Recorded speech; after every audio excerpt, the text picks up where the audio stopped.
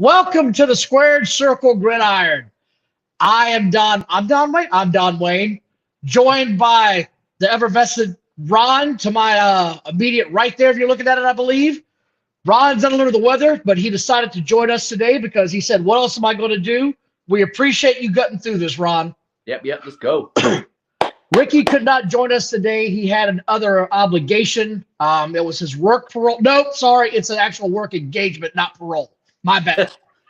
He's not out on hard time right now. He's actually out with his wife having a good time. Hope he has a great night. I don't know what we want to talk about tonight, Ron. It's not like anything crazy happened in the world of college football or the NFL. Like everything seemed to be pretty calm this week. What do you think, buddy? Yeah, I think we might just maybe spend the next hour just bullshitting. Might have to. I mean, I don't know. There's no controversies or anything. None. Right? I mean, none. Nobody's out there crying in their pillows. No. Everybody seems real calm and real happy about it. I guess we'll start off with the most, I don't know, the most entertaining game. Well, one of the more entertaining games, I should say. Oregon and Washington had a battle. And this was on Friday night. And it sort of set the stage for what was going to be this weekend, in my opinion. Yeah. Washington jumped on them 20-10 at halftime. At halftime, what did you think? Just curious. Your thoughts, they go into halftime 20-10. What were you thinking at halftime? Because I know what I was thinking. I was thinking Washington has this because they're pounding the ball. You see Oregon get a little bit tired and stuff because they're manhandling. They're a lot more physical. So I had a good feeling. It's kind of funny you say that because I know the score was close, and it was close. And Oregon battled back way in the end. They came storming back. This was one of those weird games where it was 34-31 as the final, but it never felt that close. No. Like all it was at the end was Washington just had to make a first down, and that was the game. Like Oregon had to scramble to get back in this football game. It just never felt like they were in the game. When you look at I'm not sure if you look at the team stats or not. When you look at the team stats, they outgained them by over 100 yards of total offense, right? Yeah. Outgained them 26-17 in first downs. Washington was 10 of 15 on third downs. That's a hell of a percentage right there. Yep. Yeah, third down proficiency for Oregon, 3 of 10. But they were 2 of 2 on fourth downs. Yeah. So, you sort of added 2 more on that once you get a fourth down conversion. I'm glad that Washington won this game, to be honest. So it put to bed any kind of rest. God knows we have enough controversy to get into. But it put any kind of rest to anybody saying Oregon belongs, Oregon should be in. You lost to the same team twice. Oregon has no complaint on why they shouldn't be in. No. Washington looked like they were struggling at the end of the year. We both said that. They both looked like they were struggling, and they pulled it off, man. Yeah, but they were struggling, but it also seemed like they were trying to get their running game going, too, towards the end of the year. A lot more ground and pound stuff. And the one thing that I don't think we ever talked about is the 2 cornerbacks for Washington. Was it Muhammad? The actual DBs, you mean? Yeah, DBs. They did a number on Oregon's receivers because they kept. Yes, they did. They kept them minimized where, not one go and go down the field because they're, like you said, Oregon's fast, but they held them in check. Yeah, they weren't letting them get off the line. They were playing a whole lot of bump and run coverage.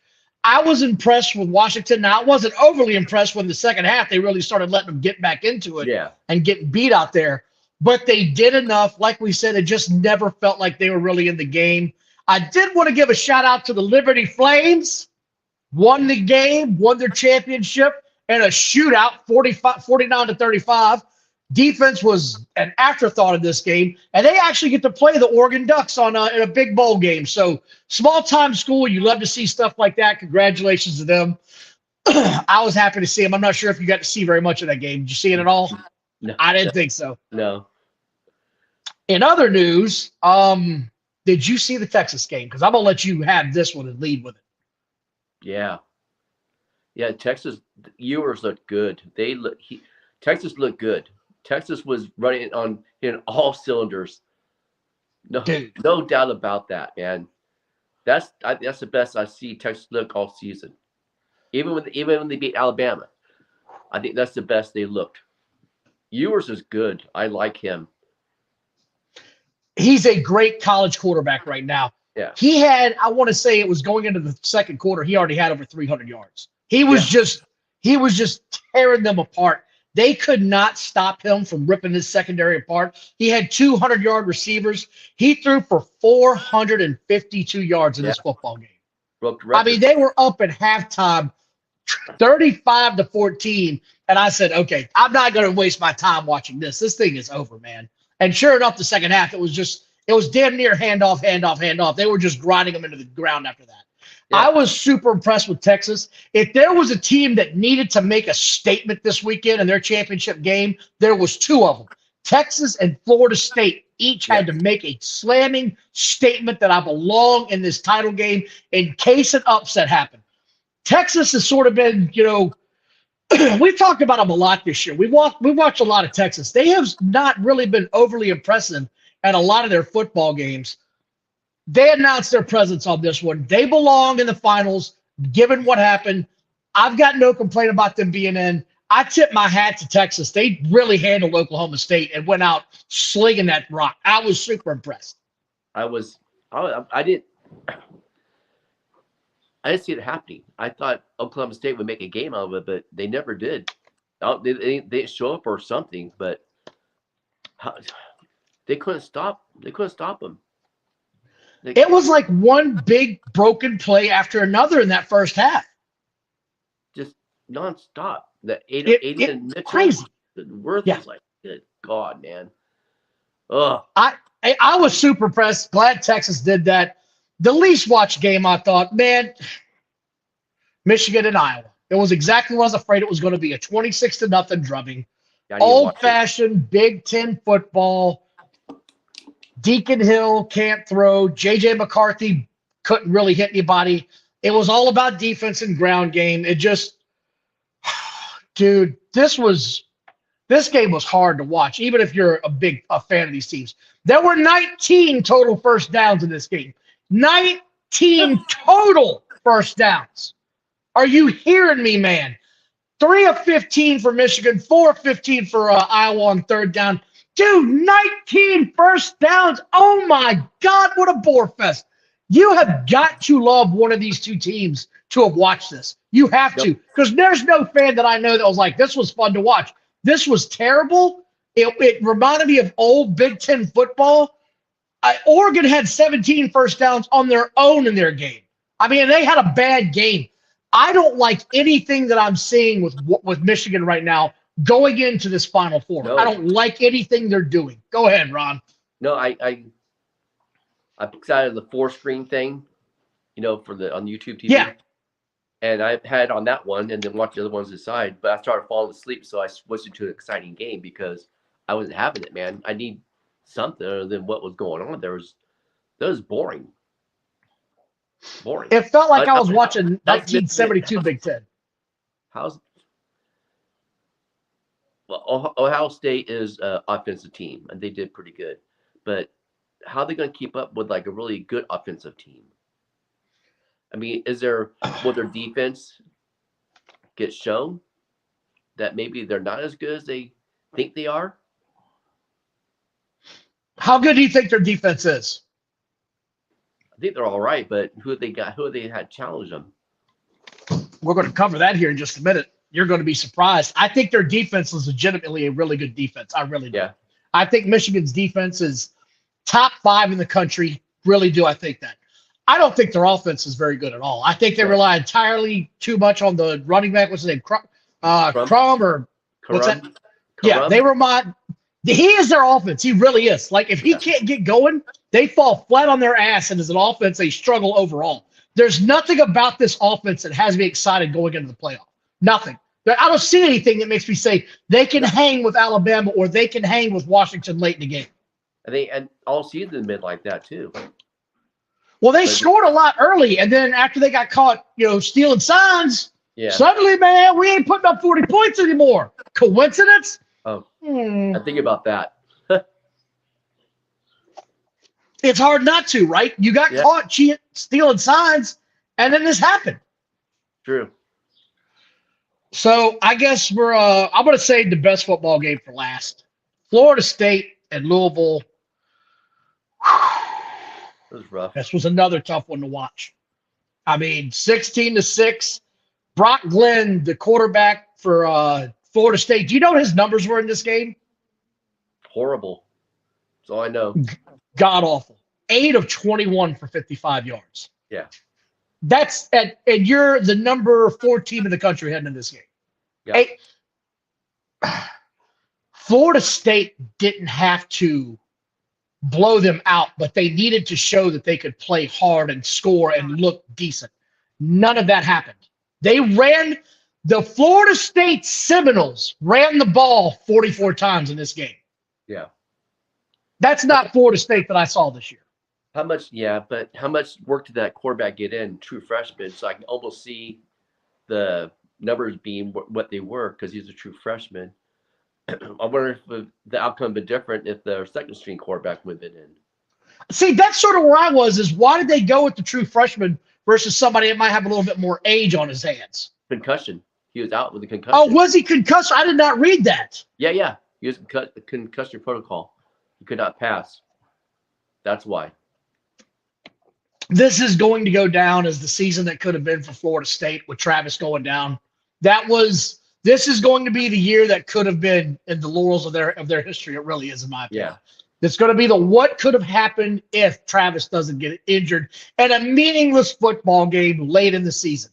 That's the biggest tragedy to me. He got hurt in a game that didn't mean shit, in a game that shouldn't have been played, to be quite honest. If that's who you're setting up the week before Thanksgiving, give yourself a bye. Have it earlier in the season. That should be your bye week. It's just a tragedy what happened, man. In retrospect, looking back, my God. I remember I text you, why in the hell did they have that was just dumb. I mean, nothing against Northern Alabama. But hey, that'd been a good time to have your second string come in. Get him some reps. They were thinking Heisman. Yeah. They were thinking Heisman with Travis. They were trying to get him on that bandwagon because it had been lacking a little bit lately. Chris, I know you say Florida State belongs. We're going to get into that to a little bit, buddy. It's fresh on my mind, and I've got some takes on that. And I know Ron does too. On to the best game, in my opinion. As always, the SEC championship game. You're going to get quality football every time. You're going to get you're going to get NFL ready kids in these games. And there was one stat in this game, one stat that stood out to me above all others. Yes. Georgia had this stat and Alabama didn't. Do you know what it was? What's that? Turnover. Georgia had 1 turnover. Alabama had 0. And with that turnover, Alabama got 7 points, and that was the difference in this ball game. Oh, wow. Alabama won an old-fashioned SEC showdown fight. If you look at the numbers on this game, it is eye-popping how close they are. 19 first downs for Alabama, 19 for Georgia, 20 for Alabama. 4 of 12 third down efficiency, 3 of 13. Both of them 2 of 2 on fourth down. Total yards 321 to 306. I can go on and on. Average yards per pass 8.4 to 8.3. This was an old-fashioned championship level match, and I'm not going to bullshit you. I am a little bit biased because I am SEC guy. I felt like this was the national championship this year. To me, that's how it felt. Ron, I know you're a West Coast guy. What did you think? No, I agree. That was an exciting game. Just back and forth. Now, let me bring something up though. I can't remember if it was towards in the first half, but opened the second half when Milroe threw that long ball down the field, and the guy caught it. But then they showed the replay. He didn't catch it, but the coach never challenged it. I vaguely remember that. I think it was too late at that point in time for them to challenge. They had moved on with it. I can't remember that one. There were 2 things that stood out to me in this game about Georgia. Number one, I've said it before and I'll say it again. Kirby Smart is loyal to a fault. he had a bunch of banged up guys on that offense that really shouldn't have been out there. McCormick that kid was clearly not himself. Like, clearly. No. The wide receiver, little speedy dude. McConkey McConkey. That kid was not healthy. Bowers was killing me, man, because that kid, you would have to drag him off on his shield. You'd have to drag that kid off on his shield. He did not want to come out of that game. Yeah, McConkey, he had, 3 for 38. His longest was 15. McConkey is their deep threat guy. It is what he is. Bowers was just beat to hell. They were missing a running back, and 2 of their starting linebackers had to get replaced by true freshmen. It was the walking wounded out there, and this is a team that didn't lose in 2 years. This was their first loss in 2 years. That was, when I heard that stat, I was like, that was amazing to me. I didn't realize that they haven't lost in 2 years. They have been a juggernaut of a football team. So, they lose. Alabama wins. Let's go ahead and get into it. I do have a bit of beef with the seeding in this. How did Michigan retain the number 1 seed? That's sort of my first question. How did Michigan retain the number 1 seed? Yeah, I don't know, because I think Washington faced just as many top 10 teams. I felt like Washington had earned that number 1 seed, given that they had to play the same team twice in their own conference. That was a top 5 team all season. But it's the Big Ten and the Pac-12 is no longer there, so I think the Big Ten bias, Pac-12. Maybe. So here we go. I'm going to give you the strength of schedule for the teams now it's all said and done. Right. Number 1 was Ohio State, had the number 1 strength of schedule. Michigan, I think, had a lot to do with that. Number 2, believe it or not, was Alabama, had the number 2 strength of schedule this year. Huh. Number 3 was LSU. So everybody bitching that, the Heisman shouldn't go there. They were the number 3 strength of schedule. It's going there. Number 4 was actually Michigan. 5 was Texas. 6 was Penn State. 7th was actually Georgia. And if you remember when we started this podcast beginning of the year, everybody was ripping on Georgia for their strength of schedule. Right. Everybody was ripping. Remember that? Yeah. End of the year, time to close up shop. They're 7th in the country. 8th is Washington. 9th is Oregon. And then you got to go all the way down to 16 before you get to Florida State. Florida State has the 16th weakest schedule or highest strength of schedule in the country. I know Florida State fans are upset. And I know a lot of people feel like they should have gotten in. But you cannot ignore the facts. And here are the facts. Everybody ahead of them played a tougher schedule. Everybody ahead of them played a tougher opponent in their finals game. Everybody ahead of them had their starting quarterback at the helm heading into and coming out of that game. Those are the facts. You cannot look at Florida State, undefeated or not, and rationally think to yourself, that team has a shot against Alabama, Georgia. They don't. They legitimately don't. Do you want to see another blowout like you did last year in the damn championship game? Because that's what you would have gotten in the first round of this game. They simply don't have the horses to carry that offense right now. You've got a freshman and a concussed kid, like you said, that's going to come out there. If anybody has a bitch in this fight, anybody, it's Georgia. Because Georgia fell from the number 1 team in the country out of the top 4. Texas leapfrogged them. Georgia has lost 1 game in 2 years. And I don't hear the Georgia fans going crazy. I just don't. They took it like a man. They said, we lost to Bama. We knew if we lost to Bama, this could happen. It's on to them the next bowl game. And all the seniors and all the guys that are going to the NFL probably won't play it. I don't blame them. I can understand the Florida State fan base being upset, but you cannot be such a homer that you see that there's no way that this should have ever happened, in my opinion. You aren't playing in the SEC. It's the ACC. It had a down year. It had a very down year where Clemson was the closest thing you had to a true rival, and they had an awful year. I mean, let's face it, Louisville wasn't setting the world on fire. No one had Louisville on their bingo card for national title. Yeah. I think that they got it right. I'm a little surprised they didn't keep Georgia in, but I understand why they didn't, because they didn't want to have everybody screaming. They showed too much love to the SEC. I get all that. But it is what it is now, right? Bron, you said you had an idea. You said you had something to say. What's your take on this whole thing? You hit it on the spot about the strength of schedule. That I think that was bottom line. I mean, people can say, well, they did it because Travis is not going to be the quarterback. That's a lie. The strength of schedule. That was the whole thing. They were going to talk about that during the game, about how Florida State's schedule might not be up to everybody else's schedule.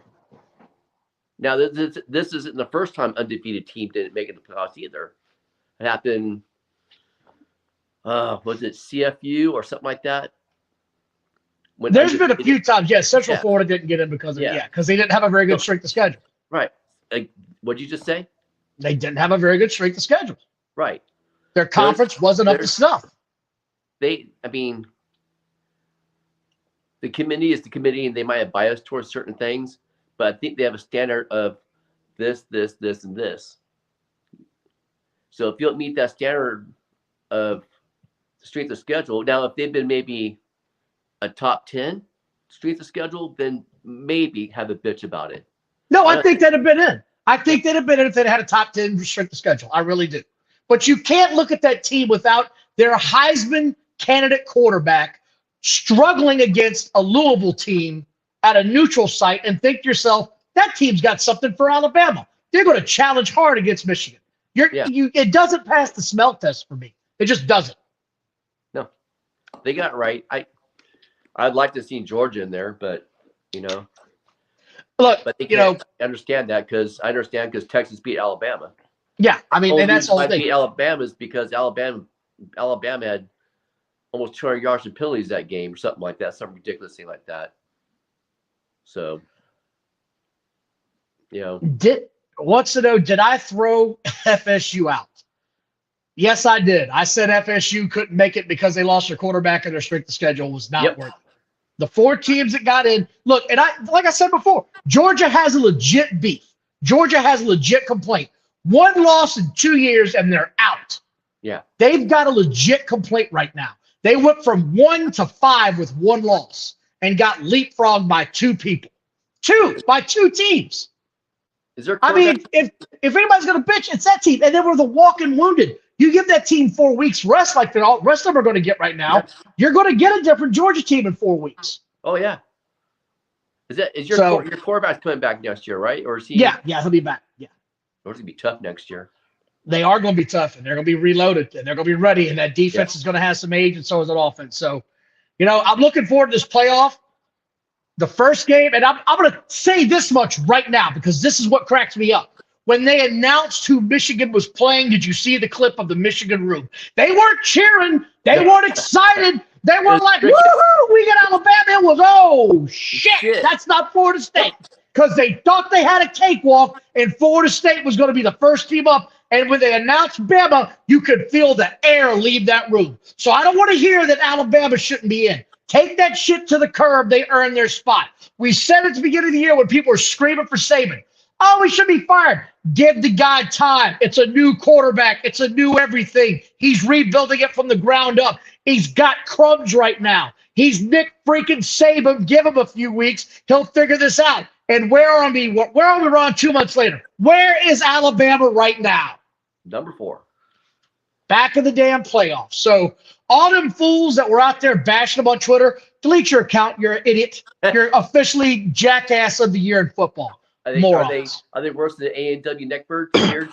They are the same people. They are the same people. Anyway, I think that's about all we got today on college. Let's get to some NFL action. Game that surprised me the most happened to be the Thursday night game. Yeah. Dallas and Seattle had a damn barn burner. Can somebody tell Dallas that DK Metcalf is fast and big? Because they didn't get the memo the whole game. Did you see this shit? Yeah. And I was telling our boy Ricky about Bland, and I was like, oh man, I'm eating crow right now because he's getting burnt and burnt and burnt and burnt and burnt and burnt and burnt and burnt some more. Dude, they could not cover him to save their ass. No. He smoked that secondary over and over. 3 touchdowns in 1 game. Had a log of 73. And CeeDee Lamb didn't have a bad game. CeeDee Lamb is open on those 15-yard routes every time. Yeah. He's just forever open on a 15-yard route. Dallas won 41-35 in what had to be the most entertaining game I've seen in a long, long time, man. Had a long, long time. Chris said that Dallas and Seattle gave the punters a night off. Yes, they no did. kidding, huh? Dude, it was a track meet. It was a track meet. Defense optional. Show up with your speed pants. What a game. Yeah, Bland did have that one good interception, so he didn't run backward touchdown. He did have a good interception. Well, I mean, that was after he got scored on 3 damn times. I mean, Jesus, pick a lane. On to what had to be this. Oh, this one I couldn't wait to talk about this. New England and the Chargers. No, pass. No, we got to talk about this. No, we don't have to. We have to talk about this. This actually tied a record for the Patriots. Did you see this stat? No. The Patriots are the first team since either the 1933 or 34 Bears to allow 10 points or less in 3 straight games and not win the ball game. That's right. I saw that. How pathetic. God. Okay, I don't get it because Bill O'Brien was a hell of a OC in Houston. But then again, he had Deshaun Watson. Deshaun Watson makes a lot of guys look good. Except Masseuse. He makes them look bad. Yeah, so I don't know what's going on there. It makes no sense at all. What's your average score? Like 13 at that? I don't know at this point in time. It's the third time been shut out this year too. And then you saw they lost their running back. He's out. And Ezekiel Elliott had to carry the load. And you saw why the Cowboys got rid of Ezekiel Elliott. He literally is a 3-yard and a cloud of dust running back now. There is no zip in his game. He's just not. He's better off lining up at fullback and trying to catch a pass on the backfield. That guy's zip is gone in his legs. He just looked flat out there. Yeah, 3 games in a row where you allow 10 points or less and don't win. That's incredible to me. Anyway, on to the next game. And then, okay, well, I mean, what kind of game call is Kellen Moore doing when the Chargers only get 6 points? He's got to get fired. We said this a few weeks ago. That guy has got to go. Why is he still employed, man? It's just, okay, let's go. Says Ezekiel Elliott looks like a chunk of Campbell soup. No, the Chargers have to fire this guy. And Denver's coming into their house this weekend. And if Denver wins, please God, let Denver win. If Denver wins, they've got to fire that dude. Speaking of coaches on the hot seat, look, I never thought I'd say Mike Tomlin's on the hot seat. He's done a pretty good job this year. This was atrocious against the Cardinals. They got their ass absolutely smacked. So the Steelers got smacked in the Rain Bowl. Did you see all the rain and the weather delays they had out there? Yeah, it's horrible. It was crazy. We had that actually come through here that morning. Like that weather pattern came through here that morning, and it just gushed water for like an hour and a half. Just didn't stop. I saw this going on. They were never in this ball game. Never. And then they lost their quarterback. Like, the quarterback's gone. I don't even think he's going to play this weekend. No, Lawrence is day-to-day. Yeah, he's out because he has the tightrope surgery. So he's out for 4 weeks. Who is? Pickett. Kenny Pickett? Is he really 4 weeks? I didn't see that. God knows. This game was that was the shocker for me. I did not see that coming. I thought Pittsburgh would be able to, get the toddler down and not let him get up and get his cell phone and take off. But there he goes. Toddler running with the cell phone. Take it off. How do you call a quarterback sneak from a shotgun position? How? Why? I have no idea. I can't explain some of this shit. I cannot explain it. Anyway, on to the next game. The Colts keep finding a way to win, man. It's the damnedest thing. They're fun to watch, man. They're fun to watch. They don't give up, man. Gardner Minshew was one of our boys' dark horse fantasy football picks of the week, and he sure came up big. 312 yards and 2 touchdowns. Had a big game. The big news out of this one was right when Derrick Henry looked like he was going to get going again, had a big game. Now he's in concussion protocol. Yeah. Not only that, he's in concussion protocol, and Tennessee loses in overtime and drops to 4-8. And it looks like maybe it's over this year. maybe they're going to have to start all over at the not at quarterback, but at the coaching position. No, I like Levis. They need help. They need offensive line. They need more than Hopkins as a receiver. They need skilled players. Did you see Will Levis getting into it with Hopkins on the sideline at one point coming back? Oh yeah, he wasn't taking no shit off of you. He was barking at him when they were coming off the field, and Will Levis turned around like, "Hey man, I don't see you. There's a lot of shit in my face." Good. So good for the kid for standing up to himself, because he got him the ball later on in the game. He was throwing the ball to him quite a bit.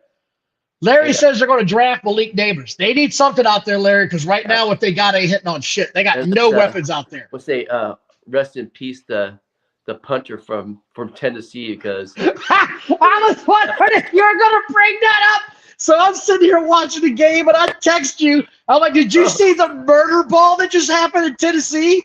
No, what happened? Wait till you see this shit. Lordy. And he got two punts. It was the second one. The second one was worse, though. That was some straight-up WWE top rope destruction derby action. My man was like, fuck your couch. Wham! Yep. Lights out. Balls going the other way. I was laughing so hard. I rewound that play 10 times. That made my weekend watching that dude get lit. Anytime you get to watch a punter get lit, that's gold to me. Yeah. He's out for the season. I think he's out for the rest of the season, too. He's probably out for his career. When that dude woke up, they said, "Do you know where you are?" He said, "February." Neverland. I'm in February. No, all right, you got to come off. Oh, I guess we're going to have to talk about this game next. Denver and Houston. And Russell Wilson, man. That was a bad football game. Russell Wilson stuff. That was a bad football game by him. Like, real bad. Yeah. Like, everything about this game for the Broncos was bad. They had bad penalties. They had bad third downs on defense. And they still had a chance to win this thing and pulled out of their ass late. And he threw a terrible interception.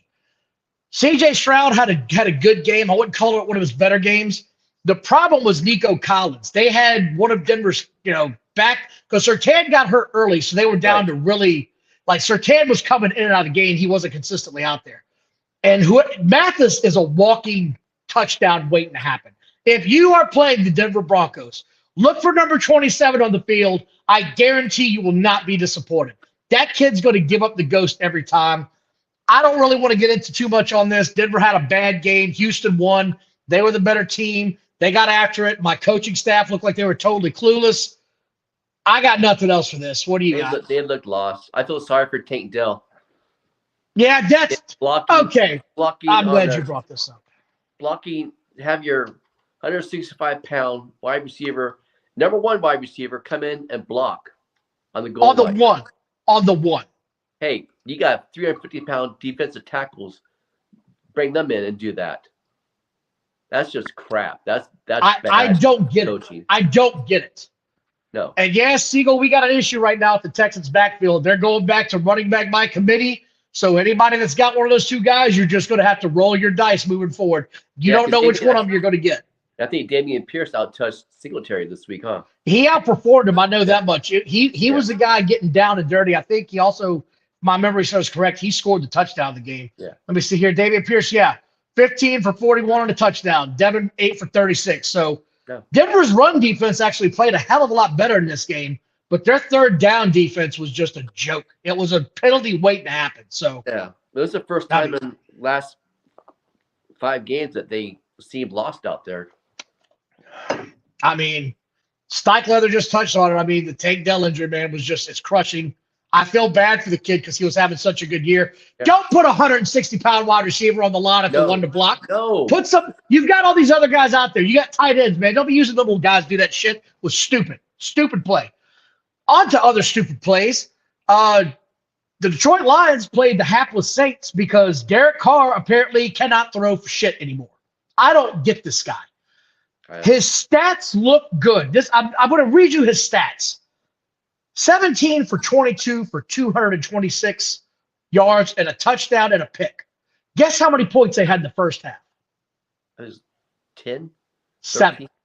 They scored a single touchdown in the first half. I don't understand what's going on with him. It's like it's night and day. When he's either on, he's great, but when he's off, it's like they're stuck in neutral. Jared Goff, on the other hand, he had another Jared Goff, okay, sort of esky type performance. I don't even know. Larry says car is uninsured and needs to be totaled. Run a red light, see what happens. Oh, The Lions decided that they're going to run this ball. Yeah. Go ahead, Ron. It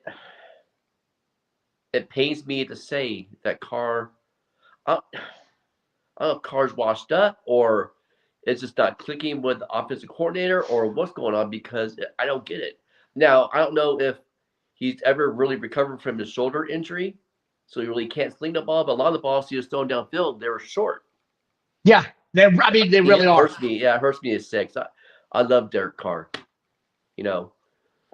but I'm going to give you the secret stat of this game that got the Saints back in this. Alvin Kamara had like 7 touches in the first half. He ended up with 20 touches in the game and scored 2 touchdowns.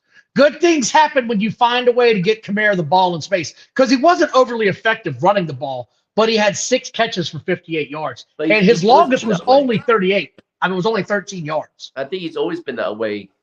The receiving yards always outweigh the running yards. I couldn't agree more. I don't really know how much you want to get into this god awful thing. Atlanta and the Jets. No. The Jets lost. I had a little bit of money on this game. The spread was actually 2.5. I had to eat 2.5 points with Atlanta. I was like, you know what? The Jets are so bad. I'm going to take this. I'm going to take this gamble. I'm glad I did. I took them. I gave up the points, gave that away. The next one, I gave up the points again. I gave up 9 points for Miami against Washington. And it was the easiest bet I've made all year because they just kicked the ever-living shit out of the Commanders. Ron Rivera is still employed. I don't understand what they're doing out there. I don't understand what. Report today that the players are still complaining about Bieniemy's coaching, and that he's gone. He'll be the front runner for Chicago. That he coaches too hard. These soft ass bitch players are making millions and millions and millions of dollars. Grow a set of balls. Listen to the guy coach. He's a proven coach. I can't disagree with anything you're saying. I don't know what he coaches too hard means. I mean, get over yourself, man. They need more of a player's coach. Somebody to hug them and tell them it's going to be all right. Right now it's not going to be all right. You're a bad football team. Little Terry. It's okay. You're a bad football team, and you need to be told you're a bad football team. Yeah. It's embarrassing at this point in time. On to the Carolina Panthers and Tampa Bay Buccaneers. And I wouldn't really call this a bad game, but it wasn't really exciting, if that makes any sense. Yeah. There was 30 first downs total, so it wasn't terrible, but the third down conversions were just god-awful. 3 of 15 and 6 of 15, respectively. Like, one was a little bit better, but it wasn't anything overly good. You want to know what I'm enjoying so far this year is the emergence of Rachaad White. That guy is becoming a beast. And I traded his ass. I traded Rachaad White and Cortland Sutton for Jefferson coming back next week. I did that in fantasy because I've got Ford, I've got Kamara, I've got other running backs. I've got the kid from Miami. I've got running backs. But with Chase losing his quarterback for the year, I was a little nervous. And I was like, I got to get a true number one again. I've got to have 2 number 1 receivers. So I thought it was fair. I'll say that much. It's fair. Yeah, Jefferson's coming back this week too, I believe. We hope so. Anyway, it was an okay game. Carolina's in deep shit, man. I mean, there's no other way to put this. I don't like what I'm seeing out of that quarterback at all. The kid from Bama's not showing me much. What are you thinking about this so far? We don't have a number 1 receiver, a number 1 running back, a horrible offensive line. How are you going to do anything? I can't argue that, but he doesn't look comfortable in the NFL right now. Because he's scared. He's running around scared. Just like David Carr did when he was in Houston. Every time he got hit as a rookie. He gets excited and gets happy feet and makes bad decisions. It's a good news, bad news situation for Carolina, right? The bad news is you don't have an early round draft pick. The good news is you've got some cap space and some Oh, players will be available $8 this year. million, something like that. I mean, they're going to have to spend some money and get some players in there and surround this kid with talent and see if it's the kid or if it's the team. So I'm looking forward to that. Now, how can teams not be freaking double covering Mike Evans by now? I don't know, man. 7 catches, 164 yards, just running wide ass open. Just Olay. That's what they were saying. Olay, go ahead. And I thought I honest to God thought Mike Evans might have a down year because he's getting a little bit older. He's having one of his best years ever. The one that surprised me is Godwin. He's non-existent out there right now. Non-existent. I traded him earlier in the year because I got tired of it. Chris, I hear you about keeping Wilkes as the coach, but he and that owner were not going to get along. They weren't going to get along. That was oil and water from the get-go. I'm sort of glad Ricky's not here for this one tonight because his Eagles got absolutely destroyed by the 49ers. I said it last week. The 49ers would give him a game. I believe somebody saw Siegel said, who's Godwin? Yeah, exactly. Right. But I said, they were going to give him a game, right? And they didn't give him a game. They punched them in the mouth and reminded them we should have been to the Super Bowl last year. To me, that's what that felt like. Was a statement game that if we'd have had our quarterback last year, we'd be in the Super Bowl. We'd have been in it last year. We're damn sure going to be in it this year. And you better get used to seeing us because we're going to kick your ass every time we see you. This was a bully event. They bullied the Eagles all over that field. They bullied them so much that they bullied the enforcer on the sideline and get kicked out of the game. NFL's looking into that. Did you see that? Yeah. Yeah, so anybody that doesn't know, take a look at it. Eagles and the San Francisco 49ers got into it on the sideline, and NFL's looking into this thing. And it's not pretty from what I'm seeing. Like there might be some suspensions coming down the line. Rod, is there anything I'm missing on this? Because it just looked terrible to me. It was another game where at the third quarter I was like, they got no shot at getting back in this. I'm going to go watch something else. Well, and the first half, it was pretty even game. In the second half, it just 49ers said, nope, here we go. And 49ers, how you going to – if the 49ers stay healthy with Debo and Ayuk and Kittle and McCarthy, who's going to stop them? I don't know, man. I really don't. That's a lot of weapons to spread that ball around. Yeah. And Debo just, man, he might just catch a 5-yard pass, man, but he's 75 yards down the field. I mean, gone. And Ayuk is the guy that's coming on and saying it's go time. Yeah. Chris says that the Cowboys are going to beat the Eagles in the division. I don't think so. It's the Cowboys. They always choke. I think so too, Chris. I think they're going to choke again. On to your Rams. And a game that scared the shit out of me as a fan because I got Puka Nacua on my damn roster. Yeah. I got him. And he went down early in this game. Yep. He was having a fabulous game, and then he went down early, and it looked bad. I hear it's a AC sprain. Is that correct? Yeah, AC sprain. But he's fine. Give me something. I mean, what did you think? You're watching this game. It was close at half. It was close going to fourth quarter. Flacco looked pretty good. And I thought, oh, crap. We're in trouble here. If this 38-year-old guy can, make these passes and stuff, but then the Rams turn it up. The Rams kept with the running game and then hit the passes, hit the stride. Puka Nacua, man, and then him doing the jet sweeps now. It's a little interesting little caveat in there. He runs a 4.57. But he looks like not in pads. He don't. Not in pads. No, I know. It's crazy.